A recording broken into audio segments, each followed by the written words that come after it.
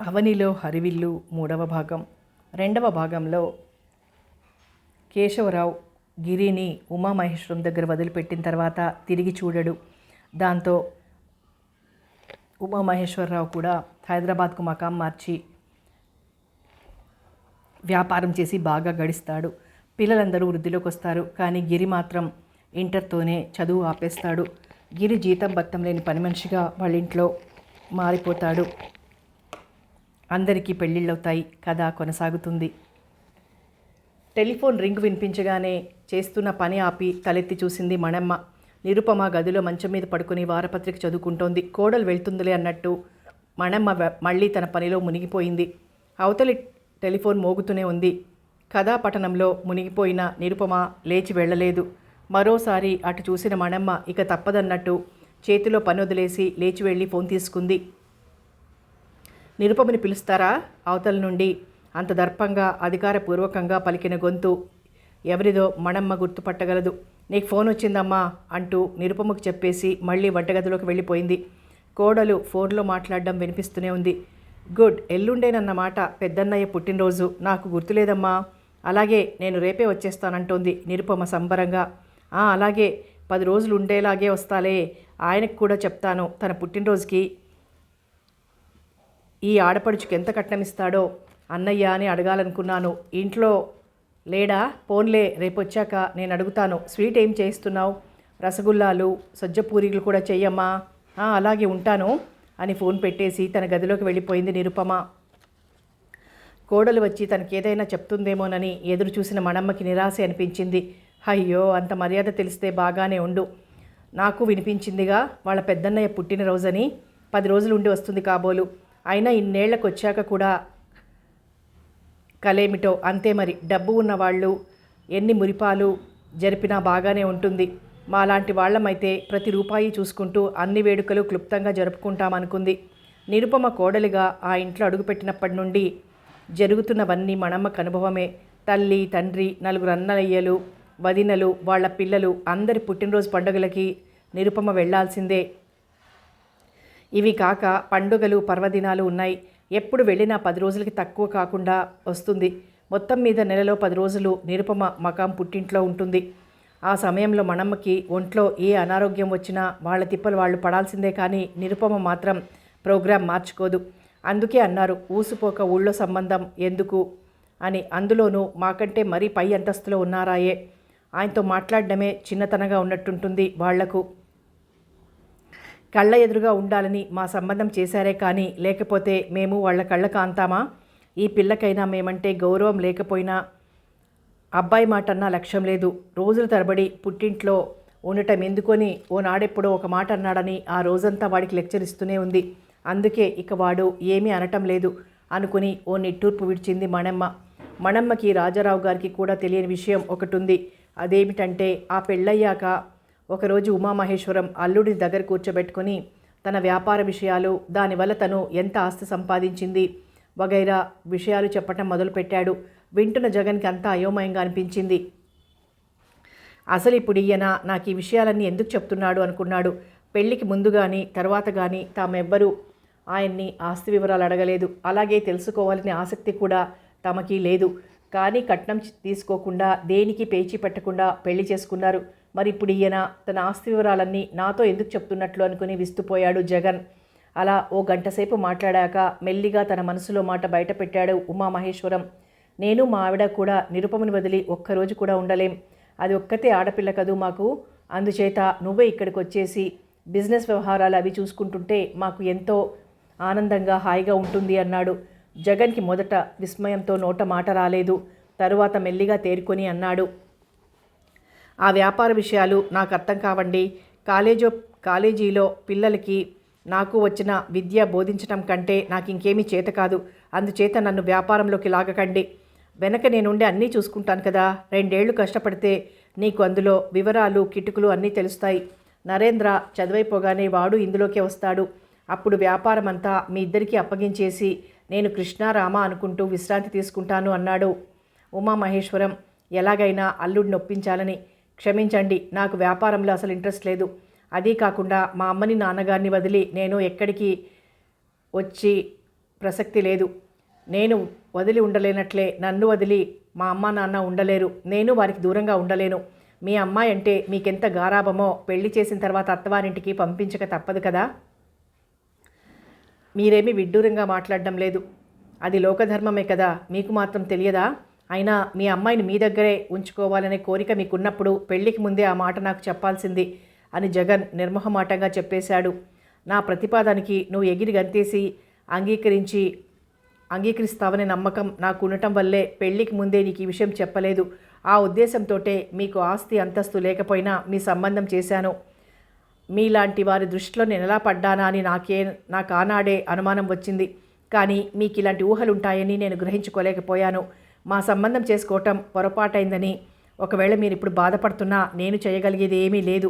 ఒకటి మాత్రం చెప్పగలను, మీ అంతటి భోగభాగ్యాలు లేకపోయినా మీ అమ్మాయికి మా ఇంట్లో ఎలాంటి లోటు ఉండదు అన్నాడు. జగన్ మామగారి మాటలకి మధ్యలోనే అందుకుని, తొందరేం లేదు, మరో నెలపాటు తీరుబడిగా ఆలోచించుకున్నాకనే నీ నిర్ణయం చెప్పుదు గాని అన్నాడు ఉమామహేశ్వరరావు దర్పంగా. క్రమంగా అల్లుడి పట్టుదల, వ్యక్తిత్వం అర్థమవసాగాయి ఉమామహేశ్వరరావుకి. జగన్ అతని ఇష్టానికి వ్యతిరేకంగా ఏదీ చెయ్యడు, ఎవరి మాట వినడు. గత్యంతరం లేనట్లు నిరుపమని అత్తవారింటికి పంపించారు ఉమామహేశ్వరం దంపతులు. భర్త ఇల్లరికం రానన్నాడని తెలిసి నిరుపమకి ఉడుకుమొత్తనం, రోషం వచ్చింది. అసలే అతి గారాభంగా పెరిగిందేమో. ఇంకొకరి మాటని లక్ష్య పెట్టడం మొదటి నుండి ఆ పిల్లకు అలవాట్లేదు. ఇక దాంతో అత్తమామలు, భర్త ఎవ్వరి పట్ల గౌరవం, భయం, భక్తి ఏదీ లేకుండా పోయాయి. అత్తగారంటే ఈ భూమి మీద తనకి గల ప్రథమ శత్రువు అనుకుంది. భర్త పట్ల నిర్లక్ష్యం అలవర్చుకుంది. ఆ పిల్ల ఎలా మాట్లాడినా ఎలా ప్రవర్తించినా ఏమీ కలగజేసుకోడు జగన్. ఆ విధంగా తమ సంసారం వీధిన పడకుండా గుట్టుగా సాగదీస్తూ తన వంతు సహకారం ఇస్తాడతను. నిరుపమ బిడ్డ తల్లైనా ఈ పద్ధతి కొనసాగుతోంది. మణమ్మకి కోడలి ప్రవర్తనతో, నోటి దురుస్తనంతో ఒక్కోసారి భరించలేనంత బాధ కలిగినా మనసులోనే మదనపడుతుంది. కానీ నోరు విప్పి మరో మనిషికి చెప్పుకోదు. రాజారావు గారు అంతకన్నా నిండుకుండ లాంటివారు. ఏ సందర్భంలోనూ ఆయన నోరు జారరు, తొణకరు. ఇక విశాల ఏ సంవత్సరానికో 2 సంవత్సరాలకో పిల్లలతో పాటు వచ్చి 10 రోజులుండి వెళ్తుండి. మరదలంటే వాత్సల్యం తప్ప మత్సరం లేదు, ఆగ్రహం అంతకన్నా లేదు. అన్నింటికీ సర్దుకుపోతుంది. అవాళ ఏప్రిల్ 5వ తారీఖు ఉదయం 11 గంటల సమయం. బయట ఎండవేడి చుర్రుమనిపించేస్తోంది. అయినా ఆ ఎండలోనే వెంకయ్య ఉమామహేశ్వరం గారింటికి వచ్చాడు. అన్నపూర్ణమ్మ అన్ని పనులు తెమిల్చుకొని తీరిగ్గా కూర్చొని పాల లెక్క చూసుకోవాలంటే ఆ టైమే లేదు. అందుకనే ఎండైనా వానైనా ఆ వేళ్లప్పుడే వస్తాడు వెంకయ్య. అతను చాలా సంవత్సరాలుగా ఉమామహేశ్వరం గారింట్లో పాలు పోస్తున్నాడు. 2 గేదెలు కొనుక్కోవటానికి అతనికి ఆయన డబ్బు అప్పిచ్చారు. ఆ 2 గేదెల పాలు ఆ కుటుంబానికి అవసరం ఉంటాయి. నెల నెల పాలకివ్వవలసిన డబ్బులో కొంత అప్పు తీర్చడానికి మినహాయించుకొని మిగిలిందే వెంకయ్యకి ఇస్తూ ఉంటుంది అన్నపూర్ణమ్మ. ఈ పద్ధతి వల్ల వెంకయ్యకు హాయిగానే ఉంది. అతని కొడుకులిద్దరూ కాస్త చదువుకున్నారు. వాళ్ళు పాల వ్యాపారంలో ఆసక్తి లేదు. ఏవో ఫ్యాక్టరీలలో పనిచేస్తున్నారు. ఇప్పుడు వెంకయ్య భార్య ఊరికే కూర్చేయలేదు. 10-12 గేదెలను పెట్టుకొని పెద్ద ఎత్తున వ్యాపారం చేయగల శక్తి లేదు. అందుకే చాలా సంవత్సరాలుగా ఉమామహేశ్వరం గారి కుటుంబాన్ని నమ్ముకుని వారిచ్చిన డబ్బుతో 2 బర్రెల్ని కొని వారికే పాలు పోస్తూ అవి వట్టిపోయాక మరో 2 బర్రెల్ని కొంటూ తమ శక్తికి తగిన వ్యాపారం చేస్తున్నారు. చాలా కాలంగా ఉన్న పరిచయంతో అతనికి ఆ ఇంట్లో బాగానే చనువుంది. అన్నపూర్ణమ్మతో అయితే మరీ స్వంత తల్లితో మాట్లాడినట్లే మాట్లాడతాడు. ఆవిడ కూడా వెంకయ్యతో మంచి చెడు అన్నీ మాట్లాడుతూ ఉంటుంది. ఆవాళ్ళ కూడా వెంకయ్య వచ్చాడని తెలియగానే క్యాలెండరు, పెన్సిలు తెచ్చుకొని కూర్చుని లెక్క చూసుకుంది. తరువాత గదిలోకి వెళ్ళి డబ్బు తీసుకుని అంతకు ముందు రోజు చేసిన లడ్డూలు 4 ఓ కవర్లో వేసి మరో చేత్తో పట్టుకుని వచ్చింది. ఇలా ఆమె దగ్గర నుంచి పిండి వంటలు, ఆఖరికి కూరలు, పచ్చళ్ళు కూడా అందుకోవటం వెంకయ్యకి అలవాటే. అందుకే డబ్బు సంచిలో పెట్టుకుని జేబులో దాచుకుని లడ్డూల కబురు చేత్తో పట్టుకుని తీరిగ్గా కబుర్లోకి దిగాడు. లడ్డూలు చాలామంది చేస్తారు కానీ పూర్ణమ్మ గారు చేసిన వాటి రుచి మరి వేటికి ఉండదు అంటుంటుంది మా నర్సమ్మ ఎప్పుడు. ఇవాళ వీటిని చూడగానే ఎంతో సంబరపడుతుంది అన్నాడు. దాని అభిమానం అలా అనిపిస్తుంది. కానీ ఈ మాత్రం లడ్డూలు ఎవరైనా చేస్తారు. అది సరే, అప్పుడు చెప్పావు నీ పెద్ద కొడుక్కి పెళ్లివారు వస్తారని. వచ్చారా? కుదిరిందా ఆ సంబంధం? కుతూహలంగా అడిగింది అన్నపూర్ణమ్మ. పెళ్లి నిశ్చయమైతే తమనికి చెప్పకుండా ఉంటానా? ఆ పిల్ల నాకు నా భార్యకి కూడా నచ్చలేదు. మా వాడికి మొదటే నచ్చలేదనుకోండి. మేము మరి బలవంతం చేయలేదు. మరోటేదైనా చూడాలి. అవును వెంకయ్య, పెళ్ళంటే నూరేళ్ల పంట. అమ్మాయికి అబ్బాయికి పూర్తిగా ఇష్టమైతేనే చెయ్యాలి కానీ ఎవరూ బలవంతంగా చేయకూడదు. ఆ సంబంధం నీకు నీ భార్యకి కూడా నచ్చలేదన్నావనుకో, ఒకవేళ మీకు నచ్చిన పిల్లవాడికి ఇష్టం లేకపోతే బలవంతాన వాడి మెడకి కట్టకూడదు. మేము అలాగే అనుకున్నాం. అయితే అమ్మగారు, గిరిబాబు గారు పెళ్లి చేసుకోరా? ఎన్నాళ్ళ నుంచో అడగాలనుకుంటున్న మాట ఇవాళ బయటపెట్టాడు. అదేమిటి? విస్తుపోయింది అన్నపూర్ణమ్మ. ఎంత చనువున్నా పాలవాడి దగ్గర నుండి అలాంటి ప్రశ్న ఎదురు చూడలేదావిడ. ఆరికంటే చిన్నవారు నరేంద్రబాబు పెళ్లి కూడా అయిపోయింది కదా, మరి గిరిబాబుకి ఇంకా పెళ్లి కాలేదు అని నేను మా ఆవిడ చాలాసార్లు అనుకున్నాం. మిమ్మల్ని అడిగితే తెలిసిపోతుంది కదా అని అడిగాను. అన్నపూర్ణమ్మకి దిగ్భ్రాంతి కలిగింది. అటూ ఇటూ సుందర దృశ్యాలను చూస్తూ చల్లటి పిల్లగాలి ఒంటికి తాకి హాయిని గొలుపుతుండగా ఒక మనోహరమైన వాతావరణంలో వయ్యారంగా ఆనందంగా నడిచిపోతున్న మనిషికి చటుక్కున ఎదురుదెబ్బ తగిలి కాలివేళ్ళు జివ్వుమన్నట్లుగా అయింది అన్నపూర్ణమ్మ పరిస్థితి. ఆమె మనసులో ముళ్ళుగుచ్చుకున్నట్టు అయింది.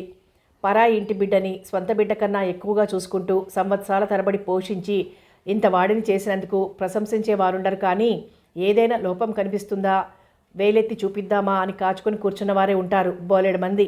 అయినా ఈ వెంకయ్యకి ఎంత ధైర్యం! ఏదో చనువుగా మాట్లాడుతున్నాను కదా అని నోటికి ఏ ప్రశ్న వస్తే అది అడిగేయటమేనా? తనకి అర్హత ఉందా లేదా అని ఆలోచించుకోవద్దా? నా పిల్లల పెళ్లి విషయం వీడికెందుకు? వాడి తాహతెంత, నా అంతస్తు ఎక్కడ అని అనుకుంటుంటేనే విపరీతమైన కోపం వచ్చింది. వెంకయ్యకి బుద్ధొచ్చేలా తిట్టేయాలనుకుంది కూడా, కానీ అంతలోనే వివేకం మేల్కుంది. తనంతగా నోరు పారేసుకుంటే నిజంగానే ఇందులో ఏదో కుంభకోణం ఉందని వీడనుకునే ప్రమాదం ఉంది. ఇక ఆ మాట ఆ నోట ఈ నోట దేశమంతటా పాకిపోతుంది కూడాను అనుకుంది. చెయ్యాలి వెంకయ్య, వాడికి కూడా ఓ మంచి పిల్లని చూసి పెళ్లి చెయ్యాలి. మేము ఎన్నిసార్లు అడిగినా ఇప్పుడిప్పుడే నాకు పెళ్ళొద్దు అని వాడు దాటేస్తున్నాడు. సరే అని మేము ఊరుకున్నాం ఇన్నాళ్ళు. ఇక ఎలాగో వాడిని ఒప్పించి పెళ్లి చేసేస్తే మా ఇద్దరి బాధ్యత పూర్తిగా తీరిపోయినట్లే అవుతుంది అంది. చేసేయండమ్మా. తొందరలో చిన్నతనంలో కొంతమంది అలాగే ఉంటారు. వాళ్ళకేం కావాలో వాళ్ళకే తెలియదు. పెద్దవాళ్ళం మనమే వాళ్ళని మెల్లగా ఒప్పించాలి. ఏ వయసుకు ఆ ముచ్చట ఉండాలి కదండి. అదే మేము అనుకుంటున్నాంలే. ఆ బాధ్యత కూడా తీరిపోతే మేము నిశ్చింతగా కృష్ణారామ అనుకుంటూ ఏ యాత్రలకి తిరిగినా ఎవ్వరికీ ఇబ్బంది ఉండదు. తొందరలోనే మాకు పెళ్లి భోజనం పెట్టించండి. అది వరకు మన ఇంట్లో అయిన పెళ్ళిళ్ళకి చేసినట్లే నేను నా భార్య ఓ 15 రోజులు ఇక్కడే ఉండిపోయి అన్ని పనులు చేసుకుంటాం. అలాగే మీ అందరూ తలో చెయ్యి వేయకుండా పెళ్లి పనులు పూర్తవుతాయా? సరే కానివ్వండి, అందరి పెళ్ళిళ్ళు అయిపోయాయి, మా బాధ్యత తీరిపోయింది అనుకుంటూ మీరు ఎక్కువ కాలం ఏ కాశీలోనే ఉండిపోకండి. ఇంటికి పెద్ద దిక్కుండాలి. ఆ అందం ఆ నిండు ఉండాలి. కావాలంటే సంవత్సరానికి ఓ 10 రోజులో 15 రోజులో యాత్రలు తిరిగి రావచ్చు. బాగుందిరా, ఇవాళే నేను మీ అయ్యగారు సంసారం వదిలేసి ఏ సన్యాసమో పుచ్చుకుంటామన్నంత భయపడిపోతున్నావేమిటి? మాట వరుస కన్నానంతే. ఇల్లు వాకిలి పిల్లల మీద ఆపేక్షలు అభిమానాలు వదులుకొని మరెక్కడో ఉండిపోవటం అంత సులభం కాదు. అన్ని సుఖాలు సౌకర్యాలు రుచిబరిగిన ఈ ప్రాణాలు వాటిని వదిలి ఎక్కడో సామాన్య జీవితం గడపాలంటే అందుకు చాలా నిగ్రహం దృఢ సంకల్పం ఉండాలి. ఆ పని అందరూ చెయ్యలేరు అంది వేదాంత ధోరణిలో. బాగా చెప్పారమ్మా అని అమ్మగారి దగ్గర సెలవు తీసుకుని వెళ్ళిపోయాడు. అన్నపూర్ణ చాలాసేపు కర్తవ్యం తెలియని దానిలా అలాగే కూర్చుండిపోయింది. నేను వెంకయ్యకి చెప్పింది అబద్ధం. అసలు గిరికి కూడా వయసు వచ్చిందని వాడికి కూడా పెళ్లి చెయ్యాలని ఇంతవరకు అనుకోనేలేదు. ఇలా మా ముఖం మీద ఆ మాట అడిగిన వారు కూడా ఇంతవరకు ఎవరూ లేరు అనుకుంది అన్నపూర్ణ. మనసంతా చాలా చికాగ్గా ఉండి మధ్యాహ్నం పనంతా అయిపోయాక కామేశ్వరమ్మ గారింటికి వెళ్ళింది. కాసేపు కబుర్లు చెప్పుకుందామని. ఇంట్లో 3 కోడళ్ళు ఉన్నారన్న మాటే గాని ఆవిడతో మనసు విప్పి మాట్లాడేవారొక్కరూ లేరు. అందులోనూ మేము BAలు MAలు చదివిన వాళ్ళం. నీది వానాకాలం చదువు. అలాంటి మన మధ్య తీరిగ్గా కూర్చొని చెప్పుకునే కబుర్లేముంటాయి అన్నట్లుంటుంది వాళ్ళ ధోరణి. అందుకే అవసరాన్ని మించి వాళ్ళతో కబుర్లు పెట్టుకోదు అన్నపూర్ణమ్మ. కాస్త సందు దొరికితే చాలు పెద్ద కోడలు ఎంతసేపు తన తల్లి చాకచక్యం గురించి తండ్రి ప్రయోజకత్వం గురించే చెప్పుకుని మురిసిపోతూ ఉంటుంది. ఈ ఇంట్లో ఎవ్వరూ ఆమె కంటికి ఆనరు. రెండో కోడలు అంతే. తనే చాలా పరిమంతురాలినని ఇక తన పనికి ఎవ్వరూ వంక పెట్టకూడదని మిడిసిపడుతూ ఉంటుంది. అత్తగారి ఏ పని ఆమెకు నచ్చదు. ఏదో వంక పెడుతూనే ఉంటుంది. 3వ కోడలు చాలా కాలం నుండి మద్రాసులో ఉందేమో. ఆవిడవన్నీ అరవ పద్ధతులు. అందులో తప్పేం లేదు. మంచి అనేది ఎవరి దగ్గరున్నా అందరూ నేర్చుకోవాల్సిందే. కానీ రోహిణిది ఓ వింత ధోరణి. ఇల్లు శుభ్రంగా ఉంచుకోవటం దగ్గర నుండి పండగలు పబ్బాలు జరుపుకోవటం దాకా మనకు అసలు ఏమీ చేత కాదంటుంది. ఆ ఇంట్లో తనకొక్కదానికే అంటే మద్రాసులో ఉండి రావటం వల్ల అన్ని విషయాలు తెలుసు అనుకుంటుంది. ఆ అహంకారంతో ఆమె తోటి కోడళ్లతో బావగార్లతోనూ చివరికి అత్తామామలతోనూ కూడా తర్కానికి దిగిన సందర్భాలు కూడా ఉన్నాయి. అది ఆ ఇంటి కోడళ్ల పద్ధతి. అందుకే ఇంటి నిండా జనం ఉన్న అన్నపూర్ణమ్మకి తాను ఏకాకిని అనే భావం బాధిస్తూ ఉంటుంది. ఒక్కోసారి భయంకరమైన ఆ ఒంటరితనాన్ని, ఆ నిశ్శబ్దాన్ని భరించలేక అప్పుడప్పుడు ఏ పొరిగింటికో ఇరుగింటికో వెళ్ళి కాసేపు కబుర్లు చెప్పుకొని వస్తూ ఉంటుంది. ఆ వేళ అలాగే వెళ్ళింది. కాసేపు అది ఇది మాట్లాడాక కామేశ్వరమ్మ గారు, మీ గిరికి పెళ్ళెప్పుడు చేస్తారు అని అడిగింది. అన్నపూర్ణమ్మకి ఒళ్ళంతా సూదులతో గుచ్చినట్లయింది. కానీ కోపమంతా మనస్సులోనే నిగ్రహించుకుంది. చెయ్యాలండి, ఏవో సంబంధాలు వస్తూనే ఉన్నాయి, కానీ వాడికొక్కటి నచ్చటం లేదు. వాడికి ఇష్టం లేనప్పుడు మరీ బలవంత పెట్టడం కూడా బాగుండదని మేము ఊరుకుంటున్నాం. ఆ మాట నిజమే లేండి. జ్ఞానం వచ్చిన పిల్లల ఇష్టాలకి మనం కూడా విలువ ఇవ్వాలి కదా. నేను ఎందుకు అడిగానంటే, మా అన్నయ్య కూతురుంది, 10th పాస్ అయింది, మరి పైకి చదవలేదనుకోండి, వీణ వాయిస్తుంది, మారేడుపల్లిలో ఉంటున్నారు. వాళ్ళమ్మాయేనా? కాదు, మా పెద్దన్నయ్య గుడివాడలో ఉంటారు. వాళ్ళ ఆఖరి అమ్మాయి, పిల్ల బాగానే ఉంటుంది. మా అన్నయ్య వదిన పెట్టుపోతలకేం లోటు చెయ్యరు. ఆఖరి అమ్మాయి కనుక అందరికంటే ఘనంగా కూడా చేస్తారు. మీరు సరే అంటే అమ్మాయిని ఊరు తీసుకురమ్మని రాస్తాను. మా ఇంట్లో పెళ్లి చూపులు ఏర్పాటు చేద్దాం. నేను మా వారితోనూ గిరితోనూ కూడా ఒక మాట చెప్పి తర్వాత ఏ సంగతి మీకు చెప్తాను. అలాగే అసలు మా వారే వచ్చి మీ వారిని అడుగుతానన్నారు. నేనే అన్నాను, ఇప్పుడిప్పుడే పెళ్లి చేసే ఉద్దేశం వాళ్ళకుందో లేదో నేను కనుక్కుంటాను, ఆ తర్వాత మీరు వెళ్దురు గాని అని. సరే, మీ దగ్గర నుండి గ్రీన్ సిగ్నల్ వచ్చాకే మా వారిని పంపిస్తాలేండి. ఇన్నాళ్ల బట్టి స్నేహంగా ఉంటున్నాం, సంబంధం కూడా కలుపుకుంటే ఇంకా దగ్గరవుతామని నా తాపత్రయం. మీ ఇంట్లో పడేస్తే నా మేనగోడలు సుఖపడుతుందని నా ఆశ.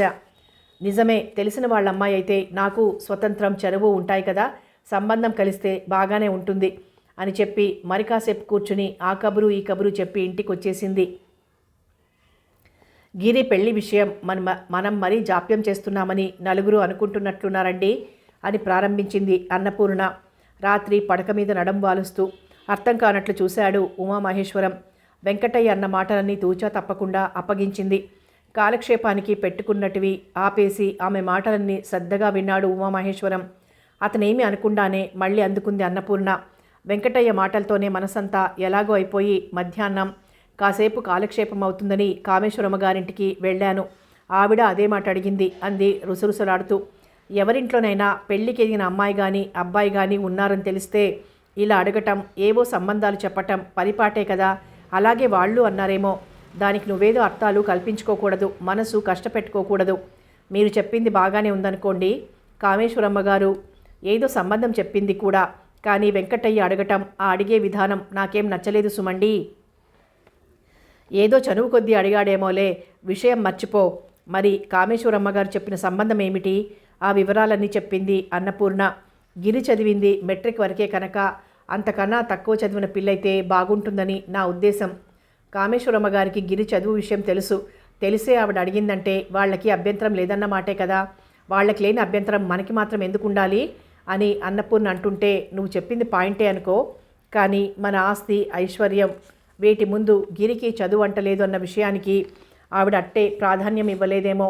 కానీ తరువాత గిరికి మన ఆస్తిలో వాటా ఉండదు అని తెలిస్తే ఆవిడ మనసు మార్చుకుంటుందేమో, ఆలోచించు అన్నాడు. మీదంతా విడ్డూరం. గిరి మన కొడుకు కాదని ఆవిడికి తెలుసు. అలాంటప్పుడు పరాయి పిల్లవాడికి ఆస్తిలో వాటా ఇస్తామని ఆవిడ మాత్రం ఎలా ఆశ పెట్టుకుంటుంది? భర్త మాటల్ని తేలిగ్గా కొట్టిపారేస్తూ అంది. ఏమో, ఇలాంటి విషయాలన్నీ ముందుగానే చెప్పేయటం మంచిది. అంతేకాదు, నాకింకో అభ్యంతరం కూడా తలెత్తుతోంది. ఆ పిల్ల పొరుగునే మేనత్త ఉంది అంటే మన ఇంటి విషయాలన్నీ ఎప్పటికప్పుడు వాళ్ళకి తెలిసే అవకాశం ఉంటుంది. అది నాకు ఇష్టం లేదు. దానివల్ల లేనిపోని గొడవలు మనస్పర్ధలు వస్తాయి. ఈ పెళ్లి వల్ల మన స్నేహం ఇంకా బలపడుతుంది అని ఆవిడ నువ్వు అనుకుంటున్నారు, కానీ నాకైతే ఈ ఉన్న స్నేహమే చెడిపోతుందేమో అనిపిస్తోంది. మరి కావలసిన వారిని ఎప్పుడూ మరీ దగ్గరగా ఉండకూడదు. ఇరుగు పొరుగు వాళ్లల్లో సఖ్యత పోయి మూతి విరుపులు దెప్పుకోవటాలు వస్తే ఏం బాగుంటుంది చెప్పు? తన మనసులో మాట విశదీకరించి చెప్పాడు. అవును సుమండి, నాకింతవరకు ఆ ఆలోచనే రాలేదు. కామేశ్వరమ్మ గారికి చెప్పేస్తాను, తనతో సమానంగా చదివిన అమ్మాయిని చేసుకుంటాను. మీ సంబంధం వద్దన్నాడు మా గిరి అని అంది గడుసుగా. అవును, అలా చెప్పు, బాగుంటుంది. కానీ తొందరలో ఏదో సంబంధం చూసి వాడి పెళ్లి చేసేయాలి. ఇవాళ వాళ్ళిద్దరూ అలా అడిగేసరికి నాకు తల కొట్టేసినంత పనైంది. అన్నపూర్ణ మనసు ఇంకా తేరుకోలేదు. వాళ్ళ మాటల్ని పట్టించుకోవద్దన్నానా? ఇక అది మర్చిపో. నేను వాడి పెళ్లి ప్రయత్నంలోనే ఉంటాను రేపటి నుండి, సరేనా? మన విషయం పెళ్లికి ముందే మనం గిరికి వాడి రెక్కలే ఆధారం, తనకి వేరే ఆస్తిపాస్తులు లేవని చెప్పేయాలనుకున్నాం కదా. అందుకని వాడికి లేని ఇంటి సంబంధాలే రావచ్చు. దానికి నువ్వేం బాధపడకూడదు, పైగా సంతోషించాలి. ఎందుకంటే బీద ఇంటి పిల్లయితే పనిపాటల్లో కాస్త ఆసరా అవుతుంది. నువ్వంటే గౌరవం, అణకువ అన్నీ కలిగి ఉంటుందని నా ఉద్దేశం. ఏమంటావు? అనటానికేముంది, మీ ఆలోచన బ్రహ్మాండంగా ఉందంటాను. శ్రీమంతుల ఇళ్ల నుండి వచ్చిన పిల్లలు ఎలా మిడిసిపడుతున్నారో చూస్తున్నాం కదా. ఓ మాట సాయం లేదు, పని సాయం లేదు. కనీసం కాలక్షేపానికి మాట్లాడటానికి కూడా వాళ్ళకి నేను తగను అనుకుంటారు, ఉక్రోషంగా అంది అన్నపూర్ణ. అందుకే కదా చెప్తున్నాను, పేద ఇంటి పిల్లని చేసుకోవాలని ఎలాగూ నిర్ణయించుకున్నాం కనుక మనం కట్న కానుకలు ఏమీ ఆశించకూడదు. కట్నమే కాదు, పెట్టుపోతలు మర్యాదలు ఏమీ సరిగ్గా లేవని గునవకూడదు. మరి నాకు ఆ మాత్రం తెలియదటండి. కానీ గిరి ఏమీ అనుకోడు కదా. మన వాళ్ళకి కలిగిన సంబంధాలు ఎంతో ధూమ్ధామంటూ పెళ్లి జరిపించి బోలెడు డబ్బు ఖర్చు చేసి తన వంతు వచ్చేసరికి ఏదో తూతూ మంత్రంగా చేసేశామని సంశయంగా అడిగింది. అలా వాడొక్కనాటికి అనుకోడు. గిరి తత్వం నాకు బాగా తెలుసు. వాడికి మనం చెప్పింది వేదం, మనం చేసింది ధర్మం. మన పనిలో వంక పెట్టడం, అసంతృప్తి పడటం అన్నది వాడి జాతకంలో లేదు. అయినా వాడికి మాత్రం తెలియదా తన స్థితిగతులేమిటో? తేలిగ్గా అనేశాడు ఉమామహేశ్వరం. నిజమే మరి, వాడేం పసివాడు కాదుగా, తృప్తిగా అనుకుంది అన్నపూర్ణ. చిత్కళకి తల్లి తండ్రి లేరు. ఒక అన్నగారు వదినగారు, వాళ్ళకిద్దరు పిల్లలు ఉన్నారు. వాళ్ళది విజయవాడ దగ్గర ఓ పల్లెటూరు చంద్రాపురం. అన్నగారు సూర్యనారాయణకి చదువంటలేదు. ఆ పల్లెలోనే ఓ భూస్వామి పొలం కౌలుకు తీసుకుని పాలేళ్లను పెట్టి వ్యవసాయం చేయిస్తూ శిస్తు పోను మిగిలిన దాంతో గుట్టుగా కాలక్షేపం చేస్తున్నాడు. పిల్లలిద్దరూ అక్కడే ఎలిమెంటరీ స్కూల్లో చదువుకుంటున్నారు. చిత్కళ 4వ తరగతి చదివింది. పని పాట బాగా వచ్చు. అన్నగారికి పాలేళ్లకి వంట చేసి పొలానికి పంపించటానికి, వదినగారికి సహాయపడటం, ఇల్లు చక్కదిద్దటం, పెరట్లో కూరమడులు పెంచటం, ఇవే చిత్కళకి చేతనైన పనులు. కనుముక్కు తీరైన పిల్ల. అసలు గిరి ఇవేమీ చూసుకోలేదు. పిన్నికి బాబాయికి నచ్చిందంటే ఇక తనకెలాంటి అభ్యంతరం లేదన్నాడు. కట్న కానుకల ప్రసక్తి లేదు. ఆ పల్లెటూరిలో పెళ్లికి తామెవ్వరూ రామని గోమతి వాళ్ళంతా ముందే చెప్పేశారు. ఉమామహేశ్వరం, అన్నపూర్ణ, గిరి, ఉపేంద్ర, అమరేంద్ర మాత్రం వెళ్ళారు. చాలా నిరాడంబరంగా క్లుప్తంగా జరిగిపోయింది పెళ్ళి. మర్నాడే పెళ్లి కూతుర్ని తీసుకుని వచ్చేశారు. చిత్కళతో పాటు ఆమె వదన శకుంతల వచ్చింది. ఇక్కడ రిసెప్షన్ అది అంటూ పెద్ద అట్టహాసం ఏమీ చెయ్యలేదు. కానీ పెళ్లి కూతురు పెళ్లి కొడుకు చేత సత్యనారాయణ వ్రతం చేయించి ఇరుగు పొరుగు ఓ 10 మందిని భోజనానికి పిలిచారు. ఆ ఇల్లు, కార్లు, ఆ ఐశ్వర్యం చూసి శకుంతల కళ్ళు చెదిరిపోయాయి. కానీ వాటి అన్నింటి మధ్య చిత్కళ జీవితం ఎలా గడుస్తుందా అనే దిగులు కలిగింది. ఏమంటే తను వచ్చినప్పటి నుంచి చూస్తూనే ఉంది. తోటి కోడళ్ళు, ఆడపడుచు చిత్కళతో కలవరు, ఆప్యాయంగా పలకరించరు. ఇక అత్తగారొక్కతే ఆమెని ఆదరించాలి. పరాయి బిడ్డ అయిన గిరిధర్ని ఆదరించి పెంచి పెద్ద చేసిన ఆవిడ చిత్కళని కూడా బాగానే చూస్తుందిలే అని తనకి తనే సర్ది చెప్పుకుంది. 2 రోజులుండి వెళ్ళిపోతూ చిత్కళ, గిరిధర్ కూడా తనతో వచ్చి అక్కడ 4 రోజుల పాటు ఉంటారు, పంపించమని అడిగింది. ఆ మాట ఉమామహేశ్వరంతో సూర్యనారాయణ చంద్రాపురంలోనే చెప్పాడు. ఇప్పుడు చాలా పని తొందరలున్నాయి, మరోసారి ఎప్పుడైనా వస్తారని అక్కడ ఉమామహేశ్వరం చెప్పినట్లే ఇక్కడ కూడా అన్నపూర్ణ శకుంతలతో చెప్పింది. ఇక చేసేది లేక శకుంతల ఒక్కతే ప్రయాణమైంది. వెళ్లే ముందు ఆడపడుచును పిలిచి, చిత్కళ, నేను నీకు ప్రత్యేకం ఏమీ చెప్పక్కర్లేదు. కష్టం సుఖం మంచి చెడు అన్నీ నీకు తెలుసు. నువ్వు పెద్దగా చదువుకోకపోయినా వివేకానికి ఏం లోటు లేదు. ఇక్కడ మీతో తోడికోడళ్ళు, ఆడపడుచు అంతా బాగా చదువుకున్నవారు. ఈ 2 రోజులు వాళ్ళ వాలకం చూస్తుంటే కాస్త గర్విష్ఠులేమో అని కూడా అనిపిస్తోంది. శ్రీమంతుల పిల్లలు కనుక ఆ మాత్రం అభిజాత్యం వాళ్లకు ఉండటం కూడా సహజమేమో మరి. ఒకవేళ 4 రోజులు గడిచాక కాస్త చనువు ఏర్పడితే నీతో కూడా బాగానే మాట్లాడతారేమో. ఏమైనా నువ్వు మాత్రం చాలా జాగ్రత్తగా మసులుకుంటూ ఉండాలి. అనవసర విషయాలలో కలగజేసుకోకు. ఎవ్వరిని తూలనాడకు. వాళ్లలో అందరూ వయసులో నీకంటే పెద్దవారు. ఇక చదువు సంధ్యలలో మనం వారి కాలి గోటికి కూడా సరిపోం. కాబట్టి ఎవరైనా ఏదైనా అన్నా కూడా నువ్వు సహించి మౌనంగా ఉండటం నేర్చుకోవాలి. ఏమ్మా అని చెప్పింది. ఇవన్నీ నువ్వు నాకు ప్రత్యేకంగా చెప్పాలా వదినా? నాకు అన్నీ తెలుసు. నా గురించి నువ్వేం బెంగ పెట్టుకోకు. అన్నయ్య కూడా చెప్పు. ఇక్కడ నాకే లోటు ఉండదని అనుకుంటున్నాను. ఒకవేళ ఏదైనా ఉన్నా కూడా నేను సర్దుకుపోగలనని అనుకుంటున్నాను. ఆ ధైర్యం నాకుంది అంది చిత్కళ. నాకు తెలుసమ్మా. అయినా ఏమిటో మనసు ఉండబట్టక చెప్పాను. తరచూ ఉత్తరాలు రాస్తూ ఉంటావు కదూ. అలాగే వదినా. కానీ నేను రాసిన ఉత్తరం మన ఊరికి ఎన్ని రోజులకు చేరుతుందో నాకు తెలియదు. అందుచేత నా దగ్గర నుండి ఉత్తరం రావడం ఆలస్యమైనా మీరేం ఆందోళన పడకండి అని ధైర్యం చెప్పింది చిత్కళ. ఆ తరువాత శకుంతల అన్నపూర్ణ దగ్గరికి వచ్చి, పిన్నిగారు, తల్లి తండ్రి లేని పిల్లని మీ చేతుల్లో పెట్టాను. ఇక నుండి చిత్కళకి తల్లి తండ్రి అన్నీ మీరే. చిన్నతనం వల్ల తెలియక తనేదైనా పొరపాట్లు చేసినా మీరు తెలియచెప్పి మీకు కావలసిన విధంగా తీర్చిదిద్దుకునే భారం మీ మీదే వదిలేస్తున్నాను అంది కంటనీరు పెట్టుకుంటూ. నువ్వు అలా దిగులు పడకు. నీ చిత్కళకేం భయం లేదు. నాకు 4 కొడుకులు అని ఆనాడే చెప్పానుగా. మరి కోడళ్ళు మాత్రం 4 నా వాళ్ళు కారా? గోమతి వాళ్ళొకటి, చిత్కళ ఒకటి అనే భావం మాకెప్పుడూ రాదు. నాకందరూ సమానమే. మీ ఆయనకు కూడా చెప్పు, చిత్కళని గురించి ఎలాంటి దిగులు పెట్టుకోవద్దని. వాళ్ళని ఇప్పుడు నీతో పంపించడం లేదని మనసు కష్టపెట్టుకుంటున్నావేమో. ఇప్పుడేవో అర్జెంటు పనులున్నాయని చెప్పారుగా. తర్వాత ఎప్పుడైనా తీరుబడిగా వచ్చి మీ ఇంట్లో వారం రోజులు ఉంటారులే అంది. చిత్కళనైనా పంపిస్తే 10 రోజులు ఉంచుకొని మళ్ళీ తీసుకొచ్చి దిగబెడుతును. బొత్తిగా పెళ్ళైన మర్నాడే వచ్చి ఏకంగా ఉండిపోవటం అంటే అవన్నీ పాత రోజులు శకుంతల. అప్పట్లో మరీ చిన్నపిల్లలకే పెళ్ళిళ్ళు అయ్యేవి కనుక ఇక్కడ 3 నిద్రలు అక్కడ మనుగుడుపులు అంటూ జరిపి తరువాత ఏ 2 నెలలకో కాపురానికి పంపించారు. చిత్కళ మరీ చిన్నపిల్లేం కాదుగా బెంగ పెట్టుకోవటానికి. అదీ కాకుండా పెద్ద పిల్లలయ్యారు కనుక వాళ్ళకే ఒకరిని విడిచి ఒకరు ఉండాలంటే కూడా కష్టంగా ఉంటుంది అని ఆవిడ అంటుంటే, మీరు చెప్పింది నిజమేలేండి. పోనీ తర్వాతే పంపించండి. పుట్టింట్లో భోగభాగ్యాలు లేకపోయినా ఆడపిల్ల పుట్టింటికి రావాలని 10 రోజులు ఉండాలని అనిపించడం సహజం కదా. ఎంత మాట. మాకు అలాంటి భేదభావాలు ఎప్పుడూ లేవు. నాకందరూ సమానమే అంది అన్నపూర్ణ. ఆ సాయంకాలం ట్రైన్కే వెళ్ళిపోయింది శకుంతల. చిత్కళకి మెలకువ వచ్చింది. తల తిప్పి టైం చూద్దామనుకుంటుండగా పక్క హాల్లో నుండి గోడ గడియారం 4 గంటలు కొట్టడం వినిపించింది. అంటే తను రోజు మామూలుగా నిద్రలేచే వేళే అనుకుంది చిత్కళ. తమ పల్లెటూరులో అయితే ఈసరికే ఊరు మేలుకుంటుంది. గబగబా కాలకృత్యాలు తీర్చుకొని పొలానికి బళ్ళు తోలుకొని వెళ్ళేవాళ్ళు, అరక దున్నటానికి ఎడ్లను తోలుకుని వెళ్ళేవాళ్ళు, టౌన్కి కూరగాయలు అవి తీసుకుని వెళ్ళేవాళ్ళు, పొలం పనులకి వెళ్ళేవాళ్ళు, ఇలా అందరూ తలో పనితోనూ సతమతమైపోతూ ఉంటారు. నేనున్నప్పుడైతే వీధివాకులు ఊడ్చి కళ్ళాపు జల్లి ముగ్గులు పెట్టేదాన్ని. ఇప్పుడు ఆ పని కూడా వదిన మీదే పడుతుంది. అసలు ఇవాళ ఈ పాటికి వదిన ఇంకా ఇల్లు చేరుకుందో లేదో.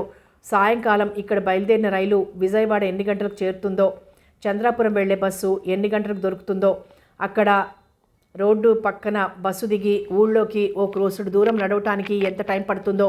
ఈ 3 రోజులు అన్నయ్య పిల్లలు ఏం తంటాలు పడ్డారు అనుకుంటూ అలాగే పడుకుంది బద్ధకంగా. అంతలో గిరి, ఇంకా నిద్రలేవలేదా అని ఉమామహేశ్వరం గారి గొంతు వినిపించింది. ఆయన గొంతు నిద్రమత్తుతో నిండుంది. అయినా దానిని విడిపించుకుంటూ గంభీరంగానే పలికింది. ఇంత తెల్లవారగట్లే ఈయనతో ఆయన గారికి ఏం పని పడిందబ్బా అని చిత్కళ అనుకుంటుండగానే గిరి చటుక్కున లేచి కూర్చున్నాడు. గిరి, మరోసారి గంభీరంగా అధికారయుతంగా ఉమామహేశ్వరం గారి గొంతు వినిపించింది. వస్తున్నాను బాబాయ్ అని సమాధానం చెప్పి హడావిడిగా చేత్తో ఓసారి క్రాఫ్ సవరించుకొని ముఖం కడుక్కోవడానికి ఆద్రాబాద్రాగా బాత్రూం వైపు పరుగు పెట్టాడు. అర్జెంట్ పనులేవో ఉన్నాయని చెప్పారుగా అనుకుంటూ చిత్కళ కూడా లేచింది. అతను బాత్రూంలోంచి రాగానే తను ముఖం కడుక్కోవాలని. చిత్కళ ముఖం కడుక్కొని హాల్లోకి వెళ్ళేసరికి అన్నపూర్ణమ్మ అందించిన కాఫీ తాగుతున్నాడు గిరి. ఒరే, నువ్వు ఒకసారి గ్రేప్ గార్డెన్కి వెళ్ళి రావాలి అర్జెంటుగా.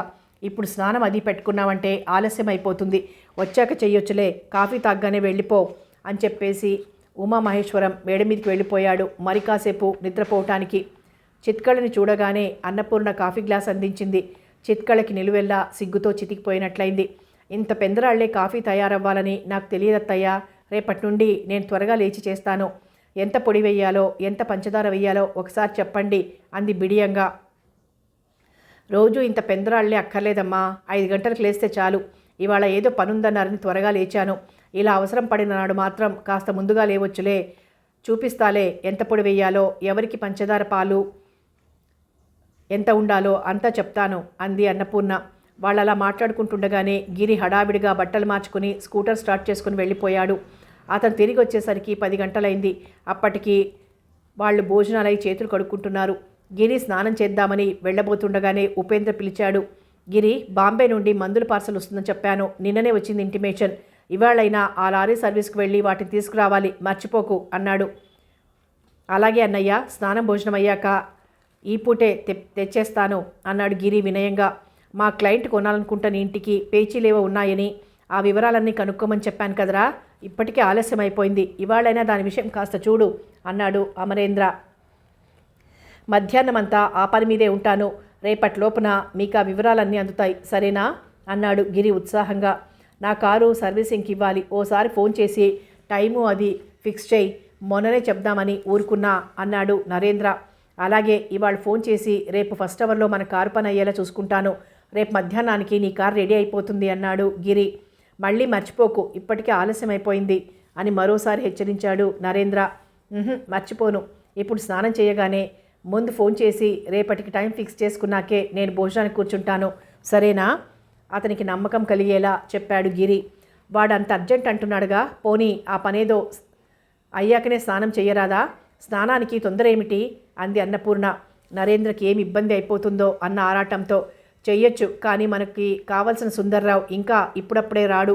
వేరే వాళ్లతో మాట్లాడినా ప్రయోజనం ఉండదు. చేతిలో వేరెవరిదో కారు ఉండనే ఉంటుంది, లేకపోతే ఇంకేదో అర్జెంట్ పని ఉండనే ఉంటుంది. మనకి మధ్యాహ్నం దాకా ఛాన్స్ ఇవ్వరు. సుందర్రావు ఉంటే ఎన్ని పనులున్నా వెనక్కి పెట్టి మన పని ముందు చేస్తాడు. అది పిన్ని విషయం ఆయనతో అణకువగా చెప్పాడు గిరి. ఓహో అలాగా, సరే, ఆ పనులన్నీ అయ్యాక ఆ రైస్ మిల్ వాళ్ళకు కూడా ఓసారి ఫోన్ చేసి కనుక్కో. మంచి బియ్యం వచ్చినప్పుడు మనకు తప్పకుండా చెప్తాను అంటాడే, కానీ ఆ సుబ్బారెడ్డి ఎప్పుడు మర్చిపోతూ ఉంటాడు. మనం ఫోన్ చేసి అడిగితే మాత్రం ఇప్పుడే అనుకుంటున్నాను మీకు చెప్పాలని అని అంటాడు. అవసరం మనది కదా, మధ్య మధ్య మనమే కనుక్కుంటూ ఉండాలి. ఇవాళ రేపట్లో ఆ పనేదో చూడు అంది అన్నపూర్ణ. అలాగే పిన్ని అన్నాడు గిరి. మళ్ళీ నీకు గుర్తు చేయటానికి నాకే జ్ఞాపకం లేకపోవచ్చు, నువ్వే గుర్తు పెట్టుకోవాలి మరి మరోసారి అంది అన్నపూర్ణ. అబ్బే మర్చిపోను, ఇవాళే కనుక్కుంటాను అన్నాడు గిరి. ఇంతలో మేడ దిగి వచ్చింది నిరుపమ. అన్నయ్య, నా నైలక్స్ చీరకి ఎంబ్రాయిడరీ కుట్టించి పెడతానన్నావు. నేను డిజైన్ అది సెలెక్ట్ చేసుకొని 10 రోజులైంది, కానీ నువ్వు మాత్రం అది కుట్టించి తెచ్చిపెట్టలేదు. గారంగా అడుగుతూ నిష్ఠూరం చేసింది. లేదమ్మా, ఇవాళ రేపట్లో నీ పని ముందుగా పూర్తి చేసేస్తాను, సరేనా? నేను వాడి షాప్లోనే కూర్చుని దగ్గరుండి కుట్టించుకొస్తాను చెల్లెలికి మాటిచ్చాడు గిరి. వంటగదిలో నుండి ఈ సంభాషణ అంతా వింటున్న చిత్కళకు అంతా అయోమయంగా అనిపించింది. ఆ పిల్ల అలా పరధ్యానంగా నిలబడి ఉండగానే అన్నపూర్ణ మాట వినిపించింది. చిత్కళ, టేబుల్ మీద కంచాలు పెట్టి వడ్డించేద్దాం, ఈలోగా స్నానం చేసి వస్తాడులే, కంచాలు తీసుకురా అని. మరే విషయం ఆలోచించడానికి తీరుబడి లేనట్లు చిత్కళ గబగబా పనిలో జొరబడిపోయింది. గిరితో పాటు ఆడవాళ్ళందరికీ కూడా ఆవిడ వడ్డించబోతుంటే చిత్కళకి చాలా మొహమాటంగా అనిపించింది. నేను తర్వాత తింటానులేండి, మీ అందరికీ మారువడ్డన చూస్తాను అంది. అన్నపూర్ణ చాలా సంతోషించింది.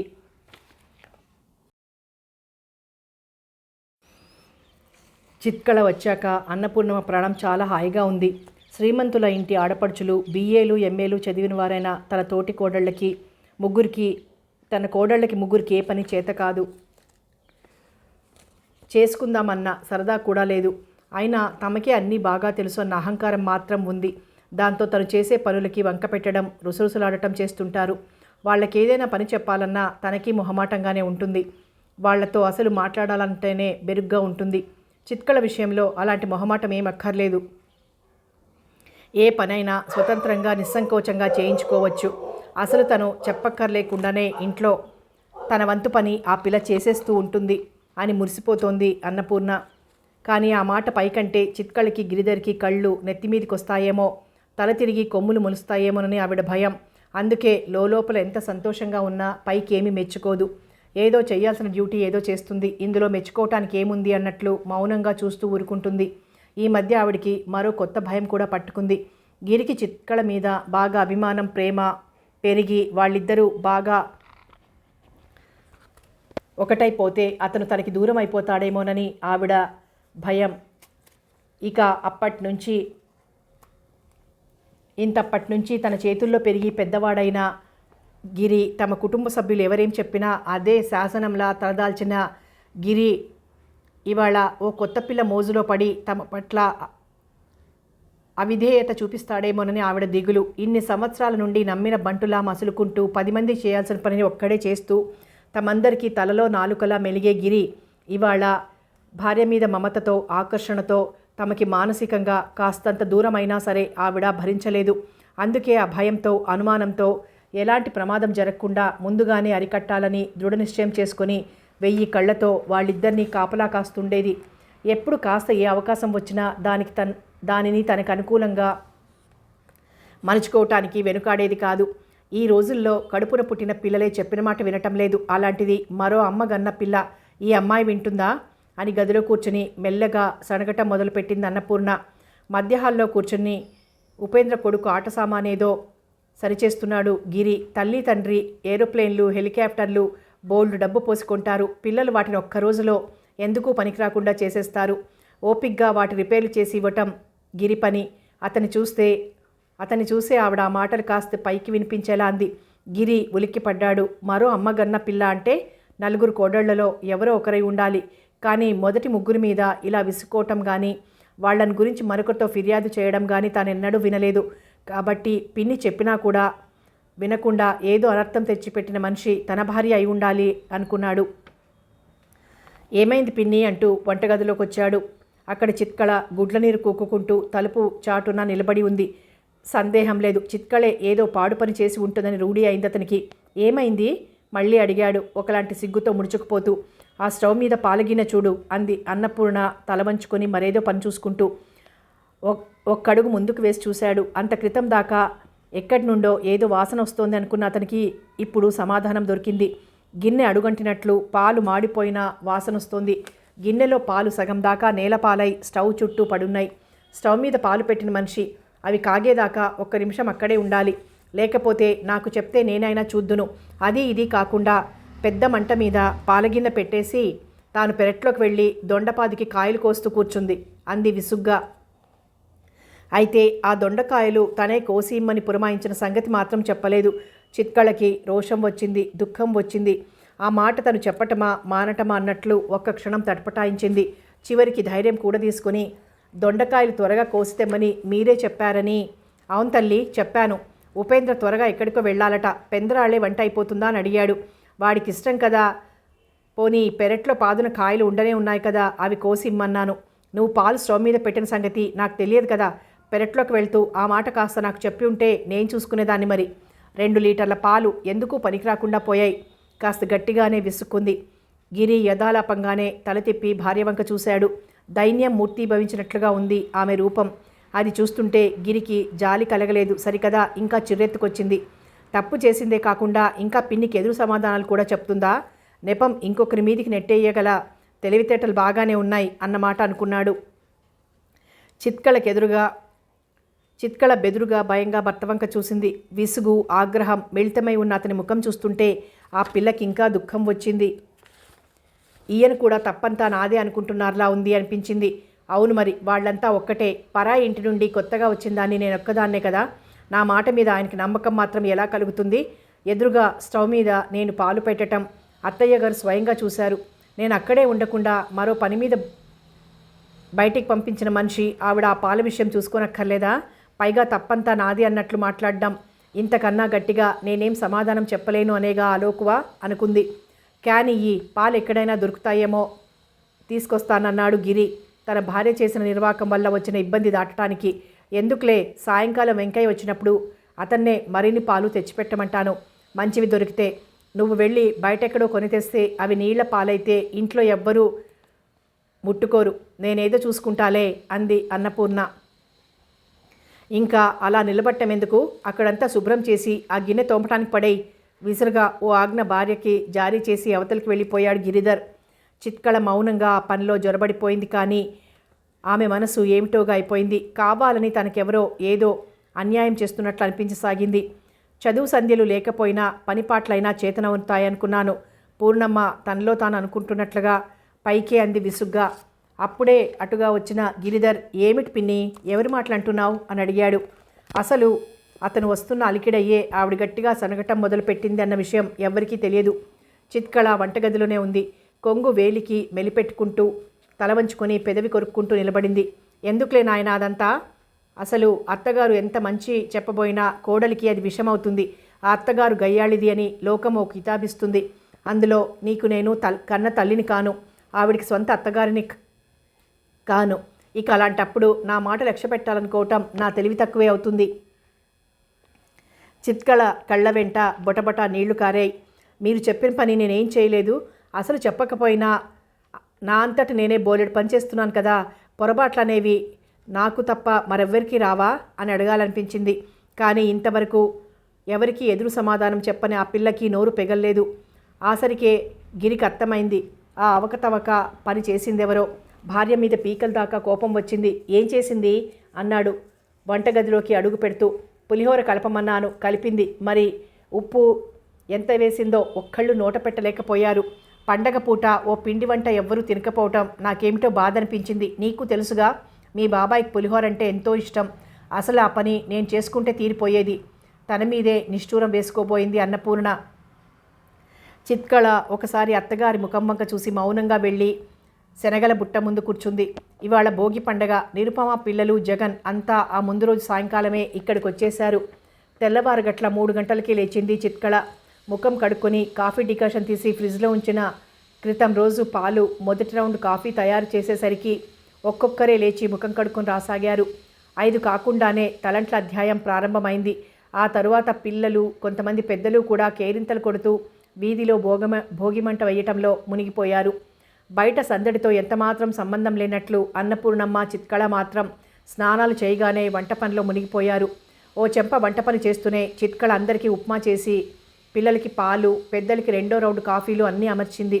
8 గంటలకి టిఫిన్లు, మధ్యాహ్నం 1 గంట అయ్యేసరికి భోజనాలు కూడా అయిపోయాయి. చిత్కళ మాత్రం తినలేదు. గిరి కోసం ఎదురు చూస్తోంది.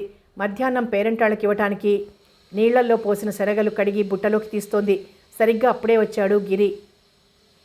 అతను పెరటివైపు రాబోతుండగానే అన్నపూర్ణమ్మ మాట వినిపించింది. పులిహోరలో చిత్కళ ఊరిలో ఉన్న ఉప్పంతా వేసింది అని ఫిర్యాదుతో. అతను ఆ ముందు రాత్రే గ్రేప్ గార్డెన్కి వెళ్ళిపోయాడు. తెల్లవారగట్లే లారీ వస్తుందని, ద్రాక్ష పళ్ళ బుట్టలు ఎక్కించాలని దగ్గరుండి పనివాళ్ల చేత పళ్ళ బుట్టలకెత్తించి వాటిని కుట్టించి సిద్ధం చేసేసరికి అర్ధరాత్రి 12 గంటలైంది. ఇక మీరు పడుకోండి, మేము ఈ షెడ్లోనే ఉంటాం, లారీ రాగానే మిమ్మల్ని లేపుతామన్నారు పనివాళ్ళు. సరే అని ఇంటివైపు వెళ్ళిపోయాడు గిరిధర్. ఆ తోట కొన్నప్పుడే అందులో ఒక చిన్న ఇల్లు కట్టించాడు ఉమామహేశ్వరం. 2 గదులు, ఒక చిన్న వంటగది, వరండా ఉన్నాయి. అంతా సిమెంట్ రేకులతో కప్పించిన ఇల్లే అయినా ఒక్క గదికి మాత్రం ఫాల్స్ సీలింగ్ వేసి సీలింగ్ ఫ్యాన్ పెట్టించాడు. డెకోలా మంచం, డన్లప్ పరుపు, టేబుల్, 2 కుర్చీలు, అంతా సౌకర్యంగా ఉంటుంది. ఉమామహేశ్వరం ఎప్పుడైనా వెళ్ళి 1-2 గంటల్లో ఉండటానికి సరదా పుడితే అతను భార్య వెళ్ళి 2 రోజులు ఉండటానికి తన కోసం ప్రత్యేకంగా ఏర్పాటు చేసుకున్న గది అది. అందుకనే ఉమామహేశ్వరం రానప్పుడు ఆ గది ఎప్పుడూ తాళం వేసే ఉంటుంది. పనివాడు రంగడు మాత్రం రోజు ఓసారి ఆ తాళం తీసి గది శుభ్రం చేసి మళ్ళీ తాళం వేసేస్తూ ఉంటాడు. మొత్తం ఇంటికంతటికి తాళం ఉన్న ఆ గదికి ఉన్న తాళం ప్రత్యేకమైనది. అంటే ఉమామహేశ్వరం వచ్చినప్పుడే తెరవబడేది. గిరిధర్ ఎప్పుడొచ్చినా, ఎన్ని రోజులున్నా ఆ 2వ గది వాడుకోవాల్సిందే. ఎప్పుడైనా కాఫీ తాగాలనిపిస్తే కలుపుకోవటానికి వంటగదిలో స్టవ్వు, గ్యాస్ సిలిండర్ కూడా ఉన్నాయి. కానీ సాధారణంగా అతను బయట హోటల్లోనే తాగుతూ ఉంటాడు. ఆ గదికి ఉన్న పైకప్పు రేకులవటం వల్ల ఎండాకాలం వేడి, చలికాలం చలి విపరీతంగా ఉంటాయి. వేసవికాలం అయితే ఆరు బయటైనా పడుకోవచ్చు. కానీ అది మార్గశిర మాసం కావటం వల్ల ఆ గదే శరణ్యం. ఒళ్ళు జివ్వుమనిపించే చలి రగ్గు కప్పుకున్న చెవుల్లోకి నిరంతరాయంగా చొచ్చుకొని వస్తున్న దోమల సంగీతం, మడత మంచం గుడ్డ వదులైపోవటం వల్ల చేతులు కాళ్ళు ముడిచిపెట్టుకొని గోతిలో పడుకున్నట్టు పడుకోవటం, వీటన్నింటితో ఒక్క క్షణమైనా కన్ను మూతపడలేదు గిరిధర్కి. ఎలాగో తెల్లవారగట్ల 4 గంటల దాకా కాలక్షేపం చేసొస్తే పళ్ళబుట్టలు లారీకెత్తించి సిటీకి ఇంటికొచ్చేయచ్చు అనుకొని ఉండి ఉండి టైం చూసుకుంటూ అలాగే పడుకున్నాడు. 4 అయింది, 5 అయింది, లారీ మాత్రం రాలేదు. అటు ఇటు కదలటానికి లేనట్లున్న ఆ కుక్కిలో ఇంక పడుకోలేక లేచి ముఖం కడిగేసుకున్నాడు. ఇంట్లో స్టవ్ అయితే ఉంది కానీ పాలు లేవు. సరే, పనివాడిని పంపించి బయట ఇరానీ హోటల్లోంచి కాస్త టీ తెప్పించుకున్నాడు. ఒక్కొక్కరే పనివారు లేచి తమ తమ పనులలో జొరబడిపోయారు. గిరిధర్ ఓ చెంప అజమాయిషి చేస్తూనే లారీ ఎందుకు రాలేదా అని ఆలోచిస్తూ ఏ క్షణంలోనైనా దాని రోద వినిపించవచ్చని ఎదురు చూస్తూ కాసేపు గడిపాడు. చివరికి సైకిల్ ఇచ్చి ఓ పనివాడిని పంపించాడు లారీ సప్లయర్ దగ్గరికి. తెల్లవారగట్ల 4 గంటలకే మా లారీలన్నీ ఈ షెడ్లో బయలుదేరిపోయాయి. ఇంకా మీ దగ్గరికి రాలేదా? ఇంజన్ ట్రబుల్ ఏదైనా వచ్చిందేమో చూద్దాం మరి అన్నాడతను. ఇక చేసేదేముంది, అంతా క్షణాలు లెక్కబెట్టుకుంటూ కూర్చున్నారు. చివరికి 10 గంటల ప్రాంతంలో వచ్చింది లారీ. ఇంజన్ ట్రబుల్ ఇచ్చింది. బాగు చేయించుకుని వచ్చేసరికి వేళైందని సంజయ్షి చెప్పారు క్లీనరు, డ్రైవరు. లోడింగ్ అంతా అయి గిరిధర్ ఇంటికి వచ్చేసరికి మధ్యాహ్నం 1 గంట దాటింది. ఉదయం ఎప్పుడో తాగిన కప్పు టీ నీళ్లు తప్ప మరేం కడుపులో పడలేదతనికి. రాత్రంతా నిద్రలేదు. విపరీతమైన శరీర పరిశ్రమను ఒళ్లంతా నలగొట్టినట్లుగా ఉంది. అప్పటిదాకా స్నానం చేయకపోవటం వల్ల చిరాగ్గా చీదరగా ఉంది. అలాంటి స్థితిలో అతని చెవిలో పడింది అన్నపూర్ణమ్మ పితూరి. అతని ఆగ్రహం పూర్తిగా తలకెక్కిపోయింది. సెరగల బుట్ట ముందు కూర్చున్న చిత్కళని రెక్క పట్టుకుని లేవనెత్తి ఆ చెంప ఈ చెంప వాయించాలన్నంత కోపం వచ్చింది. కానీ తమాయించుకున్నాడు. మీ పుట్టింట్లో పనంతా నువ్వే చేసేదానివని, నీ చేతి వంట అమృతంలా ఉంటుందని తెగ పొగిడారే మీ అన్నయ్య వదిన. మరి ఇక్కడేమిటిలా తగలేస్తున్నావు వంటలన్నీ? విసురుగా చిరాగ్గా చిత్కళను అడుగుతుంటే చేస్తున్న పనిలోంచి ఒక్కసారి తలెత్తి చూసింది చిత్కళ. మరేం మాట్లాడలేదు. గిరిధర్ కూడా ఆమె నుండి ఎలాంటి సమాధానం ఆశించని వాడిలా తను అనదలుచుకున్న మాట అనేసి తిన్నగా బాత్రూంలోకి వెళ్ళిపోయాడు. అతను స్నానం చేసి వచ్చేసరికి చిత్కళ సెరగల పని పూర్తి చేసి అతనికి వడ్డించడానికి సిద్ధంగా నిలబడింది. రోజు ఎంత వేళైనా ఇంట్లో అందరూ భోజనాలు చేసేసినా చిత్కళ మాత్రం గిరిధర్ కోసం కాచుకొని కూర్చుంటుంది. ఆ సంగతి అతనికి తెలుసు. నువ్వు కూర్చొని అతను అనటం, వీలును బట్టి అతనితో కలిసి తినటమో లేకపోతే తర్వాత తినటమో చేస్తుంటుంది చిత్కళ. వాళ్ళ మంచి కోపం మీద ఉన్న గిరిధర్ భార్య భోజనం చేయలేదన్న విషయం కూడా విస్మరించిన వాడిలా తల వంచుకొని ఏదో ఆలోచిస్తున్నాడు. అతనికి అన్నం కూడా సహించటం లేదు. పండగ పూట ఓ పిండి వంట ఇంట్లో ఎవ్వరూ నోట పెట్టలేకపోయారు అన్న విషయమే అతన్ని సిగ్గుతో చితికిపోయేలా చేస్తోంది. పరధ్యానంగా ఉన్న తను గోమతి పిలుపుతో ఉలిక్కి పడినట్లయ్యాడు. ఏమిటి వదినా అన్నాడు. వచ్చేటప్పుడు కమలాఫలాలు తెస్తానన్నావుగా, ఎక్కడ పెట్టించావు? అరే సారీ వదినా, మన తోటలోనే చాలా ఆలస్యమైపోయింది. దాంతో నాకు ఈ కమలాఫలాల మాటే గుర్తులేకపోయింది. తిన్నగా ఇంటికి వచ్చేశాను. అందుకే నిన్ననే తెచ్చిపడేవయ్యా అంటే విన్నావు కాదు. పొద్దుటే ఫ్రెష్గా లారీలు వస్తాయి, పళ్ళు ఫ్రెష్గా ఉంటాయంటూ కబులు చెప్పావు. గోమతి దెప్పుతూ ఉంటే గిరిధర్ ముఖం చిన్నబోయింది. అయినా అది పైకి కనిపించకుండా ఇప్పుడు మాత్రం ఏమైందని, ఇదిగో నా భోజనం అయిపోయిందిగా, చేయి కొడుక్కొని వెళ్ళి పళ్ళు తీసుకుని 1 గంట లోపలే వస్తాను. పేరంటం 5 గంటలకు కదా అన్నాడు. 5 గంటలకని మనం చెప్పామనుకో, కానీ అందరూ మనం భోగిపళ్ళు పోసి పిల్లలకు హారతి ఇచ్చేదాకా ఆగుతారా? కొంతమంది 2 గంటలకే వచ్చేస్తారు. అందుకే నేను చెప్పాను ముందు రోజే తెచ్చి పడేయమని. నా మాట ఎవరు వింటారు? ఎవరికి తోచింది వాళ్ళు చేయటమే. మరి తనకి కావలసినవన్నీ చేయించుకుంటూనే ఇంకా తనకేదో లోటు జరిగిందని వాపోయే తత్వం ఆమెది. గోమతి ధోరణి సాగుతుండగానే గిరిధర్ అన్నం మారైనా వేయించుకోకుండా మజ్జిగ పోసేసుకుని గబగబా 2 ముద్దలు తినేసి చెయ్యి కడిగేసుకుని బట్టలు మార్చుకుని గదిలోకి వెళ్ళిపోయాడు. మరు నిమిషంలో వీధిలోకి వెళ్ళిపోయాడు. కథ కొనసాగుతుంది.